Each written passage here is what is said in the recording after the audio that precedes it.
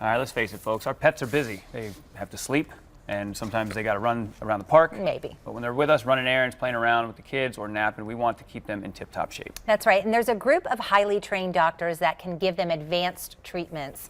Dr. Carla Rodrigues is a board-certified rehabilitation specialist at Affiliated Veterinary Specialists. Thank you so much for joining us. Thank you. Good morning. So for those of our viewers who don't know about AVS, tell us a little bit about what you guys do and the fact that you actually have locations all over the city. Yes, AVS is an advanced surgical service center that is located in Orange Park, Jacksonville, Daytona, and Gainesville. And what we do is we offer advanced surgery for patients who are in need of surgery that cannot be handled in a primary care facility.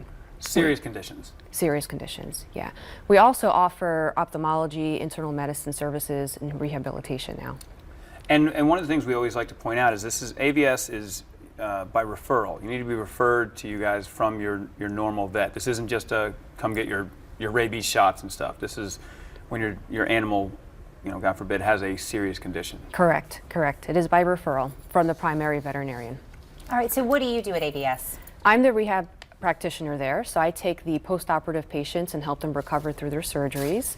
I see neurologic patients recover from surgeries or injuries as well, and I see senior arthritic patients, any patient, or even athletic conditioning as well. So any patient that is in need of rehab, I'm the one that takes them in, I examine them, and we come up with a protocol for them. Animal rehab. So I over at the stadium, there's some treadmills and stuff we're showing here. Talk to me about this. How do you get them to walk on the treadmill and stuff? So it helps us a lot if they're treat motivated. Okay. Right? And I think it really feels good to them. So I think once they know what's going on, they actually enjoy it. And we see a difference in them just right after the session as well. So hydrotherapy is a huge tool we use for pretty much almost every condition I see. Oh, it looks so relaxing too. Now, is that dog sedated or No. That's just him? So let's talk a little bit about some of the benefits from rehabilitation therapy.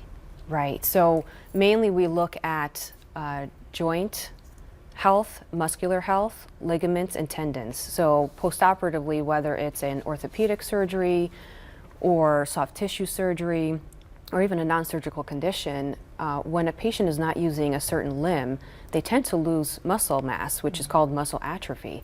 So what we do is we support them in building back that muscle, strengthening, and range of motion of that joint. Because when a joint goes a while without moving, you stiffen up. And it's not comfortable. So it's all about the comfort of that patient and helping them to recover so they can move on and feel good. Is it mostly, like you said, joint rehab, or what are some of the other things that you help with rehab?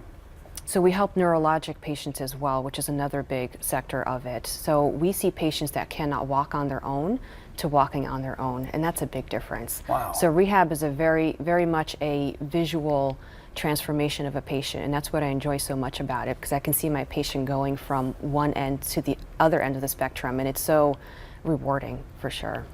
What would a pet owner expect if they're coming in, even just for a consultation? Like what would be the questions that they would need to be prepared to answer about their pet? History is very important in any part of the veterinary medicine field. So how long has it been occurring? In rehab specifically, for example, if it's a lameness, does it occur after a certain activity? Does it occur more in the morning or in the evening? Are they on any medications for it? What have we done for it so far, and what are we thinking? And then we take all that information and we plan from there. It's just because I know with rehab with humans, you can tell them, hey, take it easy for a couple days. Don't don't lift anything over 20 pounds. Like, how do you do that with animals? Certainly very challenging. It requires a compliant owner for sure. But what we do is we try our best. We educate the owners on the importance of that portion of it for recovery, and then it's up to them to do their portion at home, and we see how it goes. Is there a breed that you tend to see more often? I mean, I would assume some of the more rambunctious sort of dogs, get injured more frequently. Or a breed that's more difficult to work with. To handle, yeah. right. So it depends on what condition we're talking about. So in terms of athletics, we see a lot of black labs, golden retrievers. In terms of neurologic conditions, definitely dachshunds. They're known for their back issues.